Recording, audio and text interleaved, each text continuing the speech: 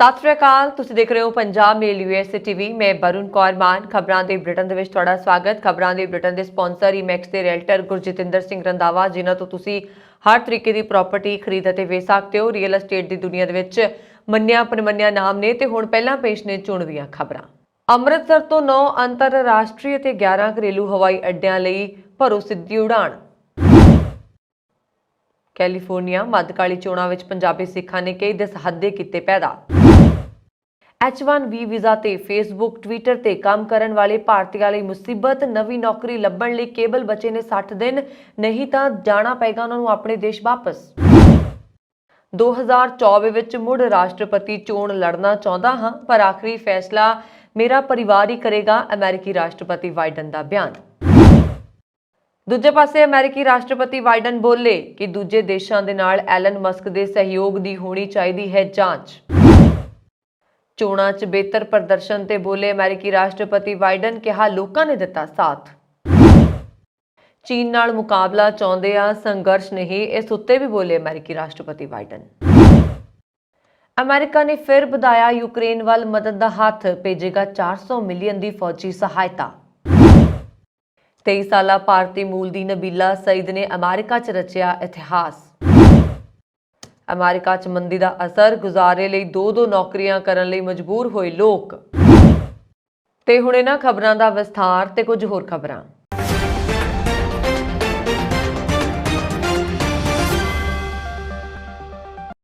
ਪੰਜਾਬ ਦੇ ਸ੍ਰੀ ਗੁਰੂ ਰਾਮਦਾਸ ਜੀ ਅੰਤਰਰਾਸ਼ਟਰੀ ਹਵਾਈ ਅੱਡਾ ਅੰਮ੍ਰਿਤਸਰ ਤੇ ਹਵਾਈ ਸੰਪਰਕ ਲਈ ਚੰਗੀ ਖਬਰ ਆਈ ਹੈ। ਕੋਵਿਡ ਮਹਾਮਾਰੀ ਤੋਂ ਬਾਅਦ ਹੁਣ ਇਹ ਏਅਰਪੋਰਟ ਆਉਣ ਵਾਲੀਆਂ ਸਰਦੀਆਂ ਦੇ ਲਈ 6 ਮੁਲਕਾਂ ਦੇ 9 ਅੰਤਰਰਾਸ਼ਟਰੀ ਅਤੇ ਭਾਰਤ ਦੇ 11 ਘਰੇਲੂ ਹਵਾਈ ਅੱਡਿਆਂ ਨਾਲ ਸਿੱਧੀਆਂ ਉਡਾਣਾਂ ਰਾਹੀਂ ਜੁੜ ਗਿਆ ਹੈ। ਏਅਰਲਾਈਨ ਉਦਯੋਗ ਵਿੱਚ ਸਰਦੀਆਂ ਦਾ ਮੌਸਮ ਨਵੰਬਰ ਮਹੀਨੇ 'ਚ ਸ਼ੁਰੂ ਹੁੰਦਾ ਹੈ ਅਤੇ ਮਾਰਚ ਦੇ ਅਖੀਰ ਵਿੱਚ ਖਤਮ ਹੁੰਦਾ ਹੈ। ਸਮੀਪ ਸਿੰਘ ਗੁਮਟਾਲਾ ਨੇ ਇੱਕ ਪ੍ਰੈਸ ਬਿਆਨ ਵਿੱਚ ਦੱਸਿਆ ਕਿ ਭਾਰਤੀ ਏਅਰਲਾਈਨ ਸਪਾਈਸ ਜੈਟ ਵੱਲੋਂ ਨਵੰਬਰ ਦੇ ਪਹਿਲੇ ਹਫ਼ਤੇ ਤੋਂ ਇਟਲੀ ਦੇ ਰੋਮ ਅਤੇ ਮਿਲਾਨ ਬਰਗਾਮੋ ਹਵਾਈ ਅੱਡੇ ਲਈ ਸਿੱਧੀਆਂ ਉਡਾਣਾਂ ਨਿਰਧਾਰਤ ਹੋਣ ਨਾਲ ਅੰਮ੍ਰਿਤਸਰ ਦੇ ਅੰਤਰਰਾਸ਼ਟਰੀ ਹਵਾਈ ਸੰਪਰਕ ਨੂੰ ਹੋਰ ਹੁਲਾਰਾ ਮਿਲਿਆ ਹੈ। ਸਪਾਈਸ ਜੈਟ ਕੋਵਿਡ ਦੌਰਾਨ ਸਤੰਬਰ 2020 ਤੋਂ ਇਟਲੀ ਲਈ ਵਿਸ਼ੇਸ਼ ਚਾਰਟਰ ਉਡਾਣਾਂ ਚਲਾ ਰਹੀ ਸੀ। ਇਹ ਉਡਾਣ ਤਬਿਲਸੀ, ਜਾਰਜੀਆ ਵਿਖੇ ਜਹਾਜ਼ ਵਿੱਚ ਤੇਲ ਭਰਾਉਣ ਵਾਸਤੇ 40 ਮਿੰਟ ਲਈ ਰੁਕਦੀ ਹੈ।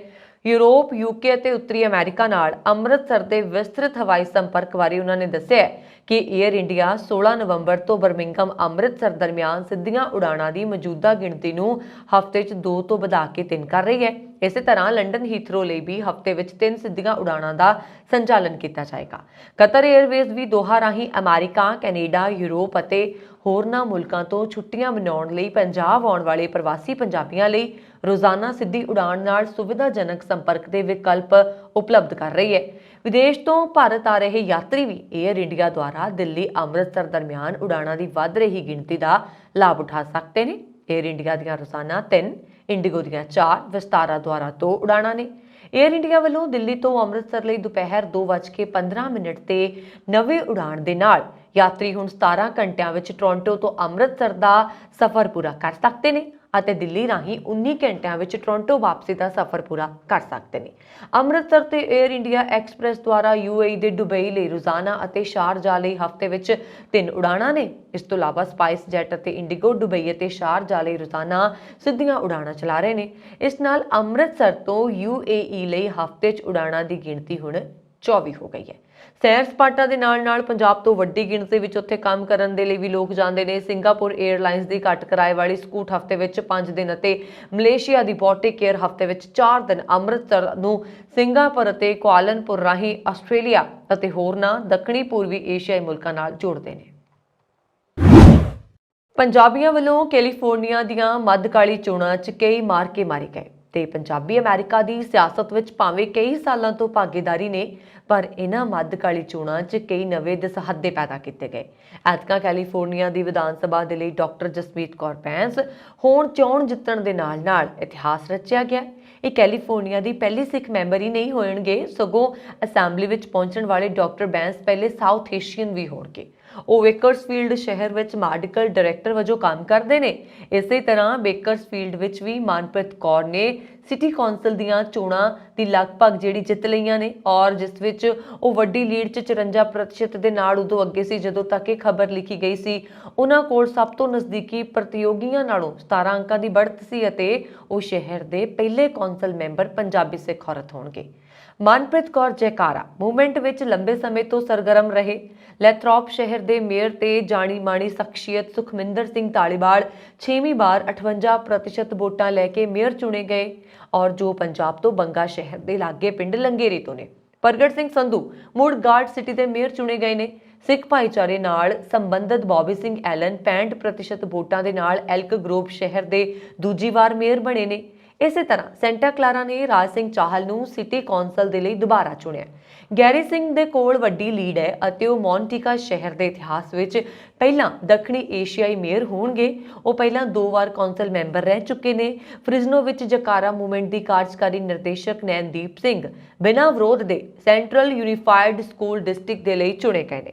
ਉਹਨਾਂ ਨੇ 2022 ਵਿੱਚ ਉਸੇ James Irwin foundation leadership award ਪ੍ਰਾਪਤ ਕੀਤਾ ਤੇ ਨੈਨਦੀਪ ਤੇ UCLA ਅਤੇ ਜੌਨਸ ਹੌਪਕਿੰਸ ਯੂਨੀਵਰਸਿਟੀ ਤੋਂ ਐਡਵਾਂਸ ਗ੍ਰੈਜੂਏਟ ਡਿਗਰੀਆਂ ਹਾਸਲ ਕੀਤੀਆਂ ਨੇ ਅਤੇ ਯੂਬਾ ਸਿਟੀ ਵਿੱਚ ਵਿਦਿਅਕ ਬੋਰਡਾਂ ਦੀ ਚੋਣਾਂ ਦੇ ਲਈ 3 ਸਿੱਖ ਉਮੀਦਵਾਰ ਮੈਦਾਨ ਵਿੱਚ ਨੇ। ਸਾਬਕਾ Yuba City mayor Kash Singh Gill Sutter County board of education ਚੋਣ ਦੇ ਲਈ ਲੀਡ ਕਰ ਰਹੇ ਨੇ।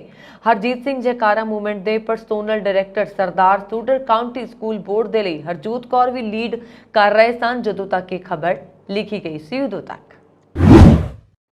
ਫੇਸਬੁੱਕ ਦੀ ਮੂਲ ਕੰਪਨੀ ਮੇਟਾ ਤੇ ਟਵਿੱਟਰ ਨੇ ਵੱਡੇ ਪੱਧਰ ਤੇ ਆਪਣੇ ਕਰਮਚਾਰੀਆਂ ਦੀ ਛਾਂਟੀ ਕਰ ਦਿੱਤੀ। ਇਹ ਖਬਰ ਲਗਾਤਾਰ ਸੁਰਖੀਆਂ 'ਚ ਬਣੀ ਹੋਈ ਹੈ। ਕਾਰਨ ਬਹੁਤ ਸਾਰੇ ਨੇ। ਅਜਿਹੇ 'ਚ ਅਮਰੀਕਾ 'ਚ ਇਹਨਾਂ ਕੰਪਨੀਆਂ 'ਚ ਕੰਮ ਕਰ ਰਹੇ H1B ਵੀਜ਼ਾ ਵਾਲੇ ਕਰਮਚਾਰੀਆਂ ਦੇ ਸਾਹਮਣੇ ਹੁਣ ਹੋਰ ਵੀ ਵੱਡਾ ਸੰਕਟ ਖੜਾ ਹੋ ਗਿਆ। ਨੌਕਰੀਆਂ ਗਵਾਉਣ ਵਾਲਿਆਂ ਵਿੱਚ ਭਾਰਤੀ ਨਾਗਰਿਕ ਵੀ ਸ਼ਾਮਲ ਨੇ ਜਿਨ੍ਹਾਂ ਕੋਲ H1B ਵੀਜ਼ਾ ਸੀ ਜਿਸ ਦੇ ਆਧਾਰ ਤੇ ਉਹ ਅਮਰੀਕਾ ਵਿੱਚ ਕੰਮ ਕਰ ਰਹੇ ਸਨ। ਆਪਣੀ ਨੌਕਰੀ ਗਵਾਉਣ ਵਾਲੇ ਕਰਮਚਾਰੀਆਂ ਕੋਲ ਕੇਵਲ 2 ਮਹੀਨੇ ਯਾਨੀ ਕਿ ਹੁਣ 60 ਦਿਨ ਨੇ ਜਿਸ ਦੇ ਅੰਦਰ ਉਹਨਾਂ ਨੂੰ ਕੋਈ ਹੋਰ ਨੌਕਰੀ ਲੱਭਣੀ ਪਏਗੀ, ਨਹੀਂ ਤਾਂ ਉਹਨਾਂ ਨੂੰ ਆਪਣੇ ਦੇਸ਼ ਵਾਪਸ ਜਾਣਾ ਪਏਗਾ। H1B ਵੀਜ਼ਾ ਇੱਕ ਗੈਰ ਪ੍ਰਵਾਸੀ ਵੀਜ਼ਾ ਜੋ ਵਿਦੇਸ਼ੀ ਕਾਮਿਆਂ ਨੂੰ 3 ਤੋਂ 6 ਸਾਲਾਂ ਲਈ ਅਮਰੀਕੀ ਕੰਪਨੀਆਂ 'ਚ ਕੰਮ ਕਰਨ ਦੀ ਆਗਿਆ ਦਿੰਦਾ। ਇਸ ਵੀਜ਼ਾ ਦੇ ਆਧਾਰ ਤੇ ਵਿਦੇਸ਼ੀ ਨਾਗਰਿਕ ਅਮਰੀਕੀ ਕੰਪਨੀਆਂ 'ਚ ਕੰਮ ਕਰ ਰਹੇ ਨੇ। H1B ਵੀਜ਼ਾ ਨਿਯਮਾਂ ਦੇ ਮੁਤਾਬਕ ਜੇਕਰ ਕੋਈ ਵਿਅਕਤੀ ਆਪਣੀ ਨੌਕਰੀ ਗਵਾ ਦਿੰਦਾ ਹੈ ਜਾਂ ਕੰਪਨੀ ਛੱਡ ਦਿੰਦਾ ਹੈ ਤਾਂ ਉਸਨੂੰ 60 ਦਿਨ ਦੇ ਅੰਦਰ H1B ਵੀਜ਼ਾ ਸਪਾਂਸਰ ਕਰਨ ਵਾਲੇ ਕੋਈ ਹੋਰ ਕੰਪਨੀ ਲੱਭਣੀ ਪੈਂਦੀ ਹੈ। ਜੇਕਰ 60 ਦਿਨਾਂ ਦੇ ਅੰਦਰ ਮਾਲਕ ਨਹੀਂ ਮਿਲਦਾ ਤਾਂ ਉਸ ਕਰਮਚਾਰੀ ਨੂੰ ਆਪਣਾ ਦੇਸ਼ ਜਾਣਾ ਹੋਏਗਾ ਵਾਪਸ। ਸਭ ਤੋਂ ਵੱਡੀ ਸਮੱਸਿਆ ਇਹ ਹੈ ਕਿ ਅਮਰੀਕਾ 'ਚ ਮੰਦੀ ਦੇ ਡਰ ਕਾਰਨ ਵਧੇਰੇ ਤਕਨੀਕੀ ਕੰਪਨੀਆਂ ਨੇ ਹਾਇਰਿੰਗ ਨੂੰ ਰੋਕ ਦਿੱਤਾ ਹੈ। ਅਜਿਹੇ 'ਚ ਨੌਕਰੀਆਂ ਗਵਾਉਣ ਵਾਲਿਆਂ ਦੇ ਸਾਹਮਣੇ ਡਿਪੋਰਟ ਹੋਣ ਦਾ ਖਤਰਾ ਪੈਦਾ ਹੋ ਗਿਆ। ਅਮਰੀਕੀ ਤਕਨੀਕੀ ਕੰਪਨੀਆਂ ਵੱਡੇ ਪੱਧਰ ਤੇ H1B ਧਾਰਕ ਕਰਮਚਾਰੀਆਂ ਨੂੰ ਨੌਕਰੀ ਦਿੰਦੀਆਂ ਜੋ ਭਾਰਤ ਸਮੇਤ ਹੋਰ ਦੇਸ਼ਾਂ ਤੋਂ ਆਉਂਦੇ ਨੇ। ਫੇਸਬੁੱਕ ਤੇ 15% ਕਰਮਚਾਰੀ H1B ਵੀਜ਼ਾ ਧਾਰਕ ਨੇ। ਹਾਲਾਂਕਿ ਮੇਟਾ ਅਤੇ ਟਵਿੱਟਰ ਵਿੱਚ ਛਾਂਟੀ ਕੀਤੇ ਗਏ ਕਰਮਚਾਰੀਆਂ ਨੂੰ ਉਹਨਾਂ ਦੇ ਸਮਾਪਤੀ ਪੱਤਰ ਪ੍ਰਾਪਤ ਹੋਣ ਤੋਂ ਬਾਅਦ H1B ਵੀਜ਼ਾ ਸਪਾਂਸਰ ਕਰਨ ਵਾਲੇ ਇੱਕ ਨਵੇਂ ਰੋਜ਼ਗਾਰਦਾਤਾ ਨੂੰ ਲੱਭਣ ਦੇ ਲਈ 60 ਦਿਨ ਤੱਕ ਦਾ ਸਮਾਂ ਹੋਏਗਾ ਅਤੇ ਜੇਕਰ ਰੋਜ਼ਗਾਰਦਾਤਾ ਇਸ ਨੂੰ ਲੱਭਣ ਵਿੱਚ ਅਸਮਰੱਥ ਹੈ ਤਾਂ ਮੇਟਾ ਅਤੇ ਟਵਿੱਟਰ ਵਰਗੇ ਅਸਲੀ ਮਾਲਕ ਨੂੰ ਵਾਪਸੀ ਦੀ ਉਡਾਣ ਦੇ ਲਈ ਟਿਕਟਾਂ ਪ੍ਰਦਾਨ ਕਰਨੀਆਂ ਪੈਣਗੀਆਂ। ਅਮਰੀਕਾ ਦੇ ਰਾਸ਼ਟਰਪਤੀ ਜੋ ਬਾਈਡਨ ਦਾ ਕਹਿਣਾ ਹੈ ਕਿ ਉਹ 2024 ਵਿੱਚ ਦੁਬਾਰਾ ਰਾਸ਼ਟਰਪਤੀ ਚੋਣ ਲੜਨਾ ਚਾਹੁੰਦੇ ਨੇ ਪਰ ਇਸ ਸੰਬੰਧ ਵਿੱਚ ਅੰਤਮ ਫੈਸਲਾ ਪਰਿਵਾਰ ਦਾ ਹੋਏਗਾ। ਉਹਨਾਂ ਨੇ ਸੰਕੇਤ ਦਿੱਤਾ ਹੈ ਕਿ ਮੁੜ ਤੋਂ ਚੋਣ ਲੜਨ ਦੇ ਸੰਬੰਧ ਵਿੱਚ ਫੈਸਲਾ ਕ੍ਰਿਸਮਸ ਨਵੇਂ ਸਾਲ ਦੇ ਨੇੜੇ ਲਿਆ ਜਾ ਸਕਦਾ ਹੈ। ਵਾਈਟ ਹਾਊਸ ਵਿੱਚ ਪ੍ਰੈਸ ਕਾਨਫਰੰਸ 'ਚ ਬਾਈਡਨ ਨੇ ਕਿਹਾ ਅਸੀਂ ਮੁੜ ਤੋਂ ਚੋਣ ਲੜਨ ਦਾ ਇਰਾਦਾ ਰੱਖਦੇ ਹਾਂ। ਇਸ ਚੋਣ ਦਾ ਨਤੀਜਾ ਭਾਵੇਂ ਜੋ ਵੀ ਹੋਵੇ ਸਾਡਾ ਇਰਾਦਾ ਪਹਿਲਾਂ ਹੀ ਦੁਬਾਰਾ ਚੋਣ ਲੜਨ ਦਾ ਸੀ। ਉਹਨਾਂ ਨੇ ਕਿਹਾ ਕਿ ਡੈਮੋਕ੍ਰੈਟਿਕ ਪਾਰਟੀ ਦੀ ਕਾਰਗੁਜ਼ਾਰੀ ਹਰ ਕਿਸੇ ਦੀਆਂ ਉਮੀਦਾਂ ਤੋਂ ਵੱਧ ਰਹੀ ਹੈ ਅਤੇ ਇੱਥੋਂ ਤੱਕ ਕਿ ਜੌਨ F ਕੈਨੇਡੀ ਯਾਨੀ ਕਿ ਸਾਬਕਾ ਅਮਰੀਕੀ ਰਾਸ਼ਟਰਪਤੀ ਦੇ ਸ਼ਾਸਨ ਤੋਂ ਬਾਅਦ ਦੇ ਨਤੀਜੇ ਸਭ ਤੋਂ ਵਧੀਆ ਰਹੇ ਨੇ। ਇਸ ਨਾਲ ਸਾਰਿਆਂ ਨੇ ਰਾਹਤ ਦਾ ਸਾਹ ਲਿਆ ਕਿ ਰਿਪਬਲਿਕਨ ਫਿਰ ਤੋਂ ਸੱਤਾ 'ਚ ਵਾਪਸ ਨਹੀਂ ਆ ਰਹੇ। ਬਾਈਡਨ ਨੇ ਇੱਕ ਸਵਾਲ ਦੇ ਜਵਾਬ ਵਿੱਚ ਕਿਹਾ ਕਿ ਦੁਬਾਰਾ ਚੋਣ ਲੜਨ ਦੇ ਸੰਬੰਧ ਵਿੱਚ ਮੈਂ ਐਲਾਨ ਕਰਦਾ ਹਾਂ ਮੈਂ ਦੁਬਾਰਾ ਚੋਣ ਲੜਨ ਬਾਰੇ ਸੋਚ ਰਿਹਾ ਹਾਂ ਪਰ ਮੈਂ ਕਿਸਮਤ ਤੇ ਭਰੋਸਾ ਕਰਦਾ ਹਾਂ ਅਤੇ ਅੰਤਿਮ ਫੈਸਲਾ ਮੇਰੇ ਪਰਿਵਾਰ ਦਾ ਹੀ ਹੋਏਗਾ। ਰਾਸ਼ਟਰਪਤੀ ਨੇ ਕਿਹਾ ਕਿ ਉਹ ਮਹਿਸੂਸ ਕਰਦੇ ਨੇ ਕਿ ਹਰ ਕੋਈ ਚਾਹੁੰਦਾ ਹੈ ਕਿ ਉਹ ਦੁਬਾਰਾ ਚੋਣ ਲੜਨ। ਸਾਬਕਾ ਰਾਸ਼ਟਰਪਤੀ ਡੋਨਾਲਡ ਟਰੰਪ ਵੱਲੋਂ 15 ਨਵੰਬਰ ਨੂੰ ਕੀਤੇ ਜਾਣ ਵਾਲੇ ਸੰਭਾਵੀ ਤੌਰ ਤੇ ਮਹੱਤਵਪੂਰਨ ਐਲਾਨ ਦੇ ਸੰਦਰਭ ਦੇ ਵਿੱਚ ਬਾਈਡਨ ਨੇ ਕਿਹਾ, ਹਾਲਾਂਕਿ ਅਸੀਂ ਇਸ ਤੇ ਚਰਚਾ ਕਰਨ ਜਾ ਰਹੇ ਹਾਂ, ਪਰ ਕੋਈ ਕਾਹਲੀ ਨਹੀਂ ਹੈ। ਮੈਂ ਇਹ ਫੈਸਲਾ ਅੱਜ ਜਾਂ ਕੱਲ ਲੈਣਾ ਹੀ ਹੈ। ਇਸ ਤੋਂ ਕੋਈ ਫਰਕ ਨਹੀਂ ਪੈਂਦਾ ਕਿ ਮੇਰੇ ਪੂਰਵਜ ਕੀ ਕਰਦੇ ਨੇ। ਇਹ ਪੁੱਛਣ ਤੇ ਕਿ ਫੈਸਲਾ ਕਦੋਂ ਲਿਆ ਜਾਏਗਾ। ਤੇ ਅਮਰੀਕੀ ਰਾਸ਼ਟਰਪਤੀ ਬਾਈਡਨ ਕਹਿੰਦੇ ਨੇ, ਮੈਨੂੰ ਲੱਗਦਾ ਹੈ ਕਿ ਅਸੀਂ ਅਗਲੀ ਸ਼ੁਰੂਆਤ ਤੱਕ ਫੈਸਲਾ ਲੈ ਲਾਂਗੇ। ਅਮਰੀਕਾ ਦੇ ਰਾਸ਼ਟਰਪਤੀ ਜੋ ਬਾਈਡਨ ਦਾ ਕਹਿਣਾ ਹੈ ਕਿ ਟੈਸਲਾ ਦੇ ਸੰਸਥਾਪਕ ਐਲਨ ਮਸਕ ਦੀ ਦੂਜੇ ਦੇਸ਼ਾਂ ਨਾਲ ਸਹਿਯੋਗ ਅਤੇ ਤਕਨੀਕੀ ਸੰਬੰਧਾਂ ਦੇ ਮੱਦੇਨਜ਼ਰ ਉਹਨਾਂ ਦੀ ਜਾਂਚ ਹੋਣੀ ਚਾਹੀਦੀ ਹੈ। ਬਾਈਡਨ ਨੇ ਬੁੱਧਵਾਰ ਨੂੰ ਵਾਈਟ ਹਾਊਸ ਦੀ ਇੱਕ ਨਿਊਜ਼ ਕਾਨਫਰੰਸ 'ਚ ਕਿਹਾ, ਮੈਨੂੰ ਲੱਗਦਾ ਹੈ ਕਿ ਦੂਜੇ ਦੇਸ਼ਾਂ ਨਾਲ ਐਲਨ ਮਸਕ ਦੇ ਸਹਿਯੋਗੀ ਜਾਂ ਤਕਨੀਕੀ ਸੰਬੰਧਾਂ ਦੀ ਜਾਂਚ ਕੀਤੀ ਜਾਣੀ ਚਾਹੀਦੀ ਹੈ। ਇਹ ਪੁੱਛੇ ਜਾਣ ਤੇ ਕਿ ਕੀ ਮਸਕ ਅਮਰੀਕਾ ਦੀ ਰਾਸ਼ਟਰੀ ਸੁਰੱਖਿਆ ਦੇ ਲਈ ਖਤਰਾ ਨੇ ਤੇ ਉਹਨਾਂ ਨੇ ਕਿਹਾ ਉਹ ਕੁਝ ਗਲਤ ਕਰ ਰਹੇ ਹਨ ਜਾਂ ਨਹੀਂ, ਮੈਂ ਕੁਝ ਨਹੀਂ ਕਹਿ ਰਿਹਾ, ਮੈਂ ਕੇਵਲ ਇਸ ਤੇ ਸੁਝਾਅ ਦੇ ਰਿਹਾ ਹਾਂ ਕਿ ਇਸ ਦੀ ਜਾਂਚ ਹੋਣੀ ਚਾਹੀਦੀ ਹੈ। ਮੈਂ ਬਸ ਇੰਨੇ ਹੀ ਕਹਿ ਰਿਹਾ ਕਿ ਪੁੱਛਣ ਤੇ ਕਿ ਕਿਵੇਂ, ਬਾਈਡਨ ਨੇ ਕਿਹਾ ਕਈ ਤਰੀਕੇ ਨੇ। ਅਮਰੀਕੀ ਰਾਸ਼ਟਰਪਤੀ ਜੋ ਬਾਈਡਨ ਨੇ ਕਿਹਾ ਕਿ ਅਮਰੀਕਾ ਲੋਕਾਂ ਨੇ VOTING ਰਾਹੀਂ ਇੱਕ ਵਾਰ ਫਿਰ ਸਾਬਤ ਕਰ ਦਿੱਤਾ ਹੈ ਕਿ ਅਸੀਂ ਕੌਣ ਹਾਂ। ਬਾਈਡਨ ਨੇ ਇਹ ਬਿਆਨ ਉਦੋਂ ਦਿੱਤਾ ਜਦੋਂ ਉਸ ਦੀ ਡੈਮੋਕ੍ਰੈਟਿਕ ਪਾਰਟੀ ਨੇ ਮੱਧਕਾਲੀ ਚੋਣਾਂ ਵਿੱਚ ਉਮੀਦ ਨਾਲੋਂ ਬਿਹਤਰ ਪ੍ਰਦਰਸ਼ਨ ਕੀਤਾ। ਰਿਪਬਲਿਕਨ ਅਤੇ ਡੈਮੋਕ੍ਰੈਟਿਕ ਪਾਰਟੀ ਕੋਲ 100 ਮੈਂਬਰੀ US ਸੀਨੇਟ ਵਿੱਚ 48 ਸੀਟਾਂ ਤੇ ਨੇ, ਜਦੋਂ ਕਿ ਪ੍ਰਤੀਨਿਧ ਸਭਾ ਵਿੱਚ ਡੈਮੋਕ੍ਰੈਟਿਕ ਪਾਰਟੀ ਦੀਆਂ 183 ਸੀਟਾਂ ਦੇ ਮੁਕਾਬਲੇ ਰਿਪਬਲਿਕਨ ਪਾਰਟੀ 2060 ਸੀਟਾਂ ਨਾਲ ਅੱਗੇ। ਰਿਪਬਲਿਕਨ ਪਾਰਟੀ ਨੂੰ 2018 ਦਾ ਅੰਕੜਾ ਪਾਰ ਕਰਨ ਦੀ ਉਮੀਦ ਸੀ, ਪਰ ਮੱਧਕਾਲੀ ਚੋਣਾਂ ਜਿੱਤਣ ਦੇ ਲਈ 250 ਸੀਟਾਂ ਮਿਲਣ ਦੀ ਉਮੀਦ ਘੱਟ ਹੈ। ਇਹ ਕਈ ਦਹਾਕਿਆਂ ਵਿੱਚ ਮੱਧਕਾਲੀ ਚੋਣਾਂ ਵਿੱਚ ਕਿਸੇ ਵੀ ਮੌਜੂਦਾ ਰਾਸ਼ਟਰਪਤੀ ਦੁਆਰਾ ਸਭ ਤੋਂ ਵਧੀਆ ਪ੍ਰਦਰਸ਼ਨ ਹੈ। ਵਾਈਟ ਹਾਊਸ ਦੇ ਵਿੱਚ ਬਾਈਡਨ ਨੇ ਇੱਕ ਨਿਊਜ਼ ਕਾਨਫਰੰਸ ਕਿਹਾ ਕਿ ਉਹ ਆਪਣੀਆਂ ਨੀਤੀਆਂ ਤੇ ਕਾਇਮ ਰਹਿਣਗੇ। ਹੁਣ ਤੱਕ ਸਫਲਤਾ ਸਾਬਤ ਹੋਈਆਂ ਨੇ। ਉਹਨਾਂ ਨੇ ਕਿਹਾ ਕਿ ਪੂਰੇ ਨਤੀਜੇ ਸਾਹਮਣੇ ਨਹੀਂ ਆਏ। ਮੀਡੀਆ ਤੇ ਮਾਹਰ ਰਿਪਬਲਿਕਨ ਦੇ ਬਿਹਤਰੀਨ ਪ੍ਰਦਰਸ਼ਨ ਦੀ ਭਵਿੱਖਬਾਣੀ ਕਰ ਰਹੇ ਨੇ, ਪਰ ਅਜਿਹਾ ਨਹੀਂ ਹੋਇਆ। ਮੈਂ ਜਾਣਦਾ ਹਾਂ ਕਿ ਤੁਸੀਂ ਮੇਰੇ ਲਗਾਤਾਰ ਆਸ਼ਾਵਾਦੀ ਰਵੱਈਏ ਤੋਂ ਕੁਝ ਨਾਰਾਜ਼ ਸੀ, ਪਰ ਮੈਂ ਪੂਰੀ ਪ੍ਰਕਿਰਿਆ ਦੌਰਾਨ ਖੁਸ਼ੀ ਸੀ ਔਰ ਮੈਨੂੰ ਲੱਗਦਾ ਹੈ ਕਿ ਅਸੀਂ ਘੱਟ ਸੀਟਾਂ ਗਵਾਏ ਚੰਗਾ ਪ੍ਰਦਰਸ਼ਨ ਕਰਾਂਗੇ। ਬਾਈਡਨ ਨੇ ਕਿਹਾ ਕਿ ਕਿਸੇ ਵੀ ਸੀਟ ਤੇ ਹਾਰ ਦੁਖਦਾਈ ਹੈ। ਕਈ ਚੰਗੇ ਡੈਮੋਕ੍ਰੈਟਿਕ ਉਮੀਦਵਾਰ ਨਹੀਂ ਜਿੱਤੇ। ਹਾਲਾਂਕਿ ਪਿਛਲੇ 40 ਸਾਲਾਂ ਵਿੱਚ ਕਿਸੇ ਵੀ ਡੈਮੋਕ੍ਰੈਟਿਕ ਰਾਸ਼ਟਰਪਤੀ ਦੇ ਸ਼ਾਸਨ ਦੀ ਤੁਲਨਾ 'ਚ ਪ੍ਰਤੀਨਿਧ ਸਭਾ ਵਿੱਚ ਅਸੀਂ ਘੱਟ ਸੀਟਾਂ ਹਾਰੇ। ਆਖਰੀ ਵਾਰ 1986 ਵਿੱਚ ਮੱਧਕਾਲ ਚੋਣਾਂ ਵਿੱਚ ਸਾਡਾ ਪ੍ਰਦਰਸ਼ਨ ਸਭ ਤੋਂ ਚੰਗਾ ਸੀ। ਅਮਰੀਕੀ ਸੰਸਦ ਭਵਨ ਵਿੱਚ 6 ਜਨਵਰੀ ਨੂੰ ਹੋਏ ਹਮਲੇ ਤੇ ਬਾਈਡਨ ਨੇ ਕਿਹਾ ਕਿ ਗ੍ਰਹਿ ਯੁੱਧ ਦੇ ਬਾਅਦ ਤੋਂ ਅਜਿਹਾ ਕੁਝ ਨਹੀਂ ਹੋਇਆ। ਜ਼ਿਕਰਯੋਗ ਹੈ ਕਿ ਸਾਬਕਾ ਰਾਸ਼ਟਰਪਤੀ ਡੋਨਾਲਡ ਟਰੰਪ ਨੇ 3 ਨਵੰਬਰ 2020 ਨੂੰ ਹੋਈਆਂ ਰਾਸ਼ਟਰਪਤੀ ਚੋਣਾਂ 'ਚ ਹਾਰ ਨੂੰ ਸਵੀਕਾਰ ਨਹੀਂ ਕੀਤਾ ਤੇ ਉਹਨਾਂ ਤੇ ਚੋਣ ਧੋਖਾਧੜੀ ਦਾ ਦੋਸ਼ ਲਗਾਇਆ। ਟਰੰਪ ਦੇ ਇਹਨਾਂ ਦੋਸ਼ਾਂ ਦਰਮਿਆਨ ਉਹਨਾਂ ਦੇ ਸਮਰਥਕਾਂ ਨੇ 6 ਜਨਵਰੀ ਨੂੰ ਸੰਸਦ ਭਵਨ ਕੰਪਲੈਕਸ ਵਿੱਚ ਕਥਿਤ ਤੌਰ ਤੇ ਹਿੰਸਾ ਦਾ ਸਹਾਰਾ ਲਿਆ ਸੀ। ਅਮਰੀਕਾ ਦੇ ਰਾਸ਼ਟਰਪਤੀ ਜੋ ਬਾਈਡਨ ਕਹਿੰਦੇ ਨੇ ਕਿ ਉਹ ਚੀਨ ਨਾਲ ਮੁਕਾਬਲਾ ਚਾਹੁੰਦੇ ਨੇ, ਸੰਘਰਸ਼ ਨਹੀਂ। ਇਸ ਮਹੀਨੇ ਦੇ ਅਖੀਰ ਵਿੱਚ ਇੰਡੋਨੇਸ਼ੀਆ ਦੀ ਰਾਜਧਾਨੀ ਬਾਲੀ 'ਚ G20 ਸਿਖਰ ਸੰਮੇਲਨ ਤੋਂ ਇਲਾਵਾ ਬਾਈਡਨ ਦੀ ਸ਼ੀ ਜਿਨਪਿੰਗ ਨਾਲ ਮੁਲਾਕਾਤ ਕਰਨ ਦੀ ਸੰਭਾਵਨਾ ਹੈ। ਬਾਈਡਨ ਨੇ ਬੁੱਧਵਾਰ ਨੂੰ ਪੱਤਰਕਾਰਾਂ ਨੂੰ ਕਿਹਾ ਹੈ ਕਿ ਬੈਠਕ ਵਿੱਚ ਰਾਸ਼ਟਰੀ ਹਿੱਤਾਂ ਤੇ ਰੈੱਡ ਲਾਈਨ ਤੇ ਚਰਚਾ ਹੋਣ ਦੀ ਉਮੀਦ ਹੈ। ਅਮਰੀਕੀ ਰਾਸ਼ਟਰਪਤੀ ਨੇ ਇੱਕ ਸਵਾਲ ਦੇ ਜਵਾਬ ਵਿੱਚ ਕਿਹਾ, ਮੈਂ ਉਹਨਾਂ ਨਾਲ ਕਈ ਵਾਰ ਮੁਲਾਕਾਤ ਕੀਤੀ ਹੈ ਤੇ ਕਿਹਾ ਹੈ ਕਿ ਮੁਕਾਬਲਾ ਚਾਹੁੰਦਾ ਹਾਂ, ਸੰਘਰਸ਼ ਨਹੀਂ। ਇਸ ਲਈ ਗੱਲਬਾਤ ਦੌਰਾਨ ਮੈਂ ਇਸ ਤੇ ਚਰਚਾ ਕਰਨਾ ਚਾਹਾਂਗਾ ਕਿ ਸਾਡੀ ਰੈੱਡ ਲਾਈਨ ਕੀ ਹੈ। ਇਸ ਗੱਲ ਨੂੰ ਸਮਝਣਗੇ ਕਿ ਉਹ ਚੀਨ ਦੇ ਰਾਸ਼ਟਰੀ ਹਿੱਤ ਲਈ ਕਿਸ ਨੂੰ ਮਹੱਤਵਪੂਰਨ ਮੰਨਦੇ ਨੇ। ਮੇਰੀ ਅਮਰੀਕਾ ਦੇ ਮਹੱਤਵਪੂਰਨ ਹਿੱਤਾਂ ਬਾਰੇ ਕੀ ਰਾਏ ਹੈ, ਨਾਲ ਹੀ ਇਹ ਯਕੀਨੀ ਕਰਾਂਗੇ ਕਿ ਉਹਨਾਂ ਦਾ ਇੱਕ ਦੂਜੇ ਨਾਲ ਕੋਈ ਟਕਰਾਅ ਨਾ ਹੋਏ। ਬਾਈਡਨ ਨੇ ਇੱਕ ਹੋਰ ਸਵਾਲ ਦੇ ਜਵਾਬ ਵਿੱਚ ਕਿਹਾ ਕਿ ਉਹਨਾਂ ਨੂੰ ਇਹ ਨਹੀਂ ਲੱਗਦਾ ਕਿ ਚੀਨ ਰੂਸ ਜਾਂ ਉਸਦੇ ਰਾਸ਼ਟਰਪਤੀ ਵਲਾਦੀਮੀਰ ਪੁਤਿਨ ਦਾ ਬਹੁਤ ਜ਼ਿਆਦਾ ਸਨਮਾਨ ਕਰਦਾ ਹੈ। ਉਹਨਾਂ ਨੇ ਕਿਹਾ, ਮੈਨੂੰ ਨਹੀਂ ਲੱਗਦਾ ਕਿ ਉਹ ਇੱਕ ਦੂਜੇ ਨੂੰ ਇੱਕ ਵਿਸ਼ੇਸ਼ ਗੱਠਜੋੜ ਦੇ ਤੌਰ ਤੇ ਦੇਖ ਰਹੇ ਨੇ। ਸੱਚ ਤਾਂ ਇਹ ਹੈ ਕਿ ਉਹ ਥੋੜੀ ਦੂਰੀ ਬਣਾ ਕੇ ਰੱਖ ਰਹੇ ਨੇ। ਮੈਨੂੰ ਲੱਗਦਾ ਹੈ ਕਿ ਅਜੇ ਇਹ ਦੇਖਣਾ ਬਾਕੀ ਹੈ ਕਿ ਸ਼ੀ ਜਿਨਪਿੰਗ ਕੀ ਫੈਸਲਾ ਕਰਦੇ ਨੇ, ਕਿ ਉਹ ਆਪਣੇ ਸ਼ੁਰੂਆਤੀ ਫੈਸਲੇ ਦਾ ਸਮਰਥਨ ਕਰਦੇ ਨੇ ਜਾਂ ਉਹ ਚਾਹੁੰਦੇ ਨੇ ਕਿ ਵਿਸ਼ਵ ਵਿੱਚ ਚੀਨ ਦੀ ਜਿਹੜੀ ਫੌਜ ਹੈ, ਸਭ ਤੋਂ ਵਿਸ਼ਾਲ ਤੇ ਅਰਥ ਵਿਵਸਥਾ ਸਭ ਤੋਂ ਮਜ਼ਬੂਤ ਰਹੇ। ਅਮਰੀਕਾ ਦੇ ਕਈ ਅਧਿਕਾਰੀਆਂ ਨੇ ਵੀਰਵਾਰ ਨੂੰ ਕਿਹਾ ਹੈ ਕਿ ਅਮਰੀਕਾ ਯੂਕਰੇਨ ਨੂੰ $400 ਮਿਲੀਅਨ ਦੀ ਫੌਜੀ ਸਹਾਇਤਾ ਭੇਜੇਗਾ। ਅਧਿਕਾਰੀਆਂ ਦੇ ਮੁਤਾਬਕ ਸਹਾਇਤਾ ਪੈਕੇਜ ਵਿੱਚ ਵੱਡੀ ਮਾਤਰਾ ਦੇ ਵਿੱਚ ਗੋਲਾ ਬਰੂਦ ਅਤੇ ਪਹਿਲੀ ਵਾਰ ਐਵੇਂਜਰ 에ਅਰ ਡਿਫੈਂਸ ਸਿਸਟਮ ਸ਼ਾਮਲ ਹੋਏਗਾ। ਯੂਕਰੇਨ ਨੂੰ ਅਮਰੀਕਾ ਦੀ ਇਹ ਮਦਦ ਅਜਿਹੇ ਸਮੇਂ ਵਿੱਚ ਆਏਗੀ ਜਦੋਂ ਰੂਸ ਨੇ ਯੂਕਰੇਨ ਦੇ ਪ੍ਰਮੁੱਖ ਸ਼ਹਿਰ ਖੇਰਸਨ ਤੋਂ ਆਪਣੀਆਂ ਫੌਜਾਂ ਨੂੰ ਵਾਪਸ ਬੁਲਾਉਣ ਦਾ ਐਲਾਨ ਕੀਤਾ। 23 ਸਾਲਾ ਨਬੀਲਾ ਸਾਈਦ ਨੇ ਅਮਰੀਕਾ ਦੀਆਂ ਮੱਧਕਾਲੀ ਚੋਣਾਂ 'ਚ ਜਿੱਤ ਕੇ ਇਤਿਹਾਸ ਰਚ ਦਿੱਤਾ ਹੈ। ਨਬੀਲਾ ਸਾਈਦ ਇਲੀਨੋਇਸ ਇਸ ਜਨਰਲ ਅਸੈਂਬਲੀ ਲਈ ਚੁਣੀ ਜਾਣ ਵਾਲੀ ਸਭ ਤੋਂ ਘੱਟ ਉਮਰ ਦੀ ਮੈਂਬਰ ਬਣ ਗਈ ਹੈ। ਡੈਮੋਕ੍ਰੈਟਿਕ ਪਾਰਟੀ ਦੀ ਉਮੀਦਵਾਰ ਭਾਰਤੀ ਅਮਰੀਕੀ ਨਬੀਲਾ ਸਾਈਦ ਨੇ ਆਪਣੇ ਰਿਪਬਲਿਕਨ ਵਿਰੋਧੀ ਕ੍ਰਿਸ ਬੋਸ ਨੂੰ ਹਰਾ ਕੇ ਜਿੱਤ ਹਾਸਲ ਕੀਤੀ ਹੈ। ਇਲੀਨੋਇਸ ਸਟੇਟ ਆਫ ਰਿਪਰੈਜ਼ੈਂਟੇਟਿਵਸ ਵਿੱਚ 51ਵੇਂ ਜ਼ਿਲ੍ਹੇ ਦੀ ਚੋਣ ਵਿੱਚ ਨਬੀਲਾ ਸਾਈਦ ਨੂੰ 52.3% ਵੋਟਾਂ ਮਿਲੀਆਂ। ਚੋਣ ਜਿੱਤਣ ਦੀ ਜਾਣਕਾਰੀ ਖੁਦ ਨਬੀਲਾ ਸਾਈਦ ਨੇ ਟਵੀਟ ਕਰਕੇ ਦਿੱਤੀ। ਉਹਨਾਂ ਨੇ ਆਪਣੇ ਟਵੀਟ ਵਿੱਚ ਲਿਖਿਆ, ਮੇਰਾ ਨਾਮ ਨਬੀਲਾ ਸਾਈਦ ਹੈ, ਮੈਂ ਇੱਕ 23 ਸਾਲ ਦੀ ਭਾਰਤੀ ਅਮਰੀਕੀ ਮੁਸਲਿਮ ਔਰਤ ਹਾਂ। ਅਸੀਂ ਹੁਣੇ ਇੱਕ ਰਿਪਬਲਿਕਨ ਦੇ ਕਬਜ਼ੇ ਵਾਲੇ ਜ਼ਿਲ੍ਹੇ ਵਿੱਚ ਹੋਈ ਚੋਣ 'ਚ ਜਿੱਤ ਹਾਸਲ ਕੀਤੀ ਹੈ।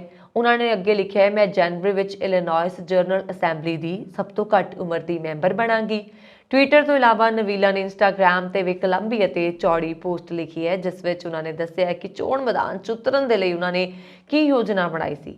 ਸਾਈਦ ਨੇ ਕਿਹਾ ਕਿ ਉਹਨਾਂ ਨੇ ਇਹ ਚੋਣ ਇਸ ਲਈ ਜਿੱਤ ਲਈ ਹੈ ਕਿਉਂਕਿ ਉਹ ਲਗਾਤਾਰ ਲੋਕਾਂ ਨਾਲ ਗੱਲਬਾਤ ਕਰਦੀ ਰਹੀ ਅਤੇ ਆਪਣੀ ਗੱਲ ਲੋਕਾਂ ਤੱਕ ਪਹੁੰਚਾਈ। ਇਸ ਦੇ ਨਾਲ ਹੀ ਉਹਨਾਂ ਨੇ ਸਾਰਿਆਂ ਦੇ ਸਮਰਥਨ ਦੇ ਲਈ ਧੰਨਵਾਦ ਕੀਤਾ ਤੇ ਕਿਹਾ, ਮੈਂ ਇਸ ਜ਼ਿਲ੍ਹੇ ਵਿੱਚ ਹਰ ਦਰਵਾਜ਼ੇ ਉੱਤੇ ਦਸਤਕ ਦਿੱਤੀ। ਕੱਲ ਮੈਂ ਮੇਰੇ ਤੇ ਭਰੋਸਾ ਕਰਨ ਦੇ ਲਈ ਉਹਨਾਂ ਦਾ ਧੰਨਵਾਦ ਕਰਨ ਲਈ ਦੁਬਾਰਾ ਦਸਤਕ ਦੇਣਾ ਸ਼ੁਰੂ ਕਰਾਂਗੀ ਅਤੇ ਹੁਣ ਮੈਂ ਕੰਮ ਤੇ ਜਾਣ ਦੇ ਲਈ ਤਿਆਰ ਹਾਂ। ਭਾਰਤ ਵਿੱਚ ਮੰਦੀ ਅਸਰ ਹੁਣ ਤੱਕ ਉਨਾ ਜ਼ਿਆਦਾ ਦੇਖਣ ਨੂੰ ਨਹੀਂ ਮਿਲਿਆ, ਪਰ ਹੁਣ ਦੁਨੀਆ ਦੀਆਂ ਕਈ ਵੱਡੀਆਂ ਅਰਥ ਵਿਵਸਥਾਵਾਂ 'ਚ ਸਾਫ਼ ਦਿਖਾਈ ਦੇ ਰਿਹਾ। ਹਰ ਰੋਜ਼ ਹਜ਼ਾਰਾਂ ਲੋਕ ਨੌਕਰੀਆਂ ਗਵਾ ਰਹੇ ਨੇ। ਹਰ ਰੋਜ਼ ਜ਼ਰੂਰੀ ਚੀਜ਼ਾਂ ਮਹਿੰਗੀਆਂ ਹੋ ਰਹੀਆਂ ਨੇ।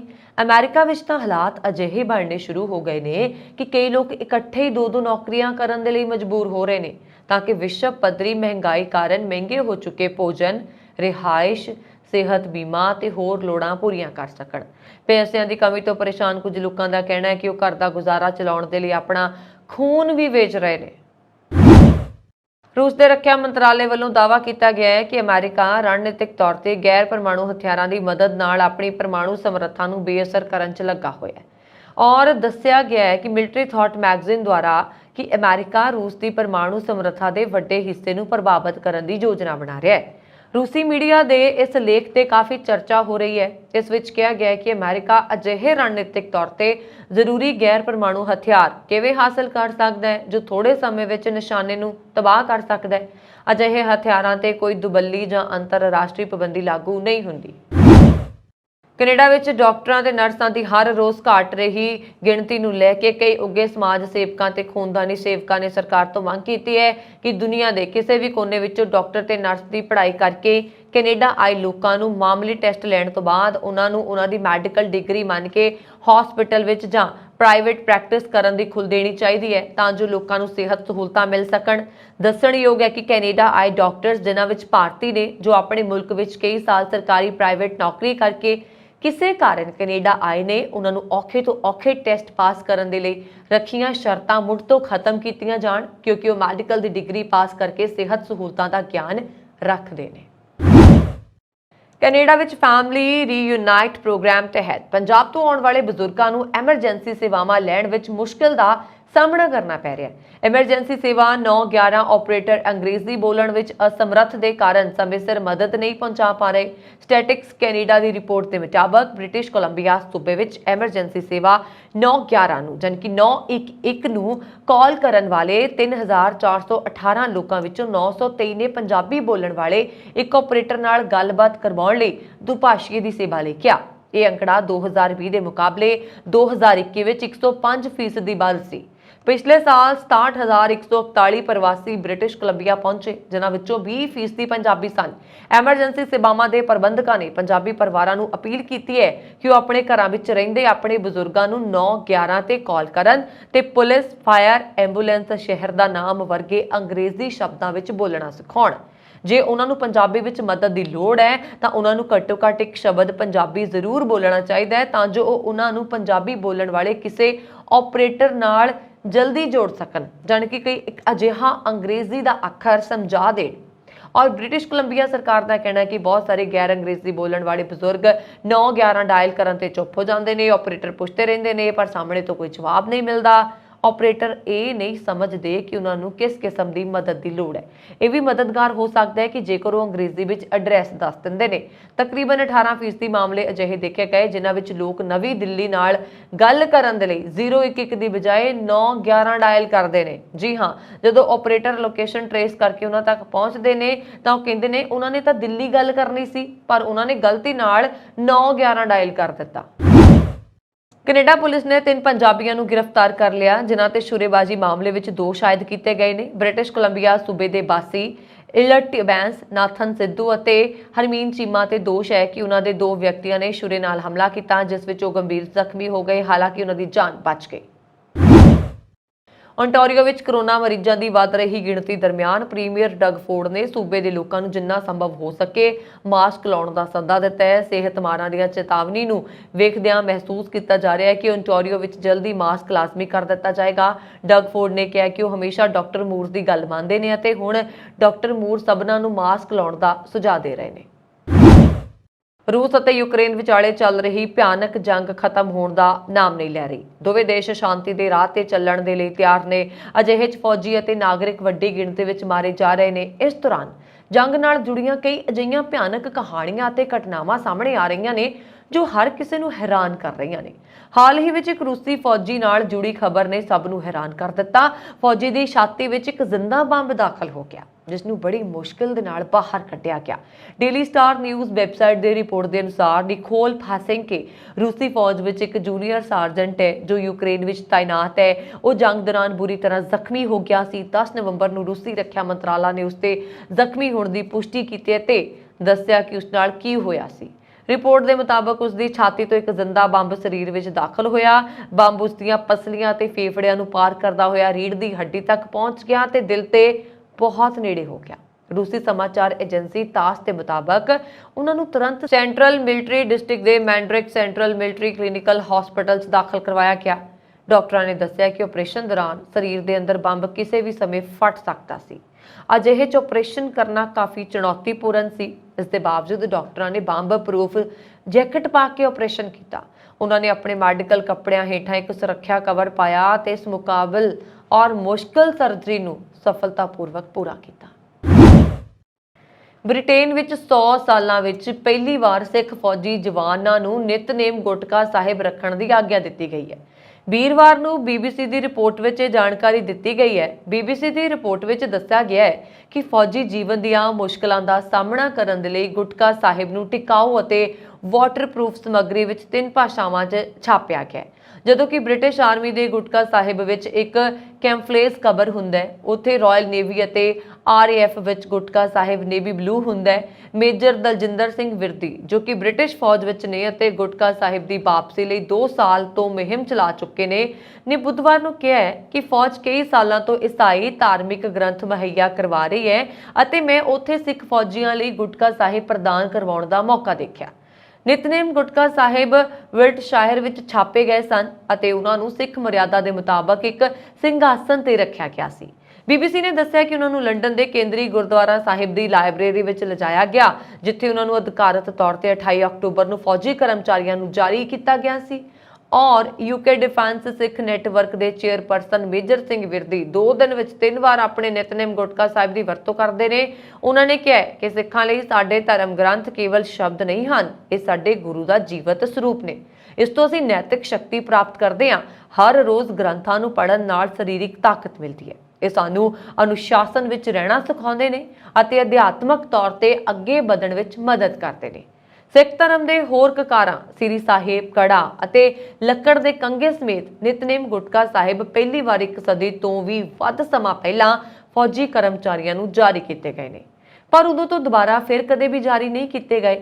ਲੰਡਨ ਵਿੱਚ ਨੈਸ਼ਨਲ ਆਰਮੀ ਮਿਊਜ਼ੀਅਮ ਦੇ ਆਰਕਾਈਵਜ਼ ਵਿੱਚ ਇਹ ਮਿਲਟਰੀ ਲਈ ਜਾਰੀ ਕੀਤਾ ਗਿਆ ਨਿਤਨੇਮ ਗੁਟਕਾ ਸਾਹਿਬ ਹੈ। BBC ਦੀ ਰਿਪੋਰਟ ਦੇ ਅਨੁਸਾਰ ਸਿੱਖ ਸਿਪਾਹੀਆਂ ਨੂੰ 1840 ਤੋਂ ਬਾਅਦ ਬ੍ਰਿਟਿਸ਼ ਫੌਜ ਵਿੱਚ ਭਰਤੀ ਕੀਤਾ ਗਿਆ ਸੀ।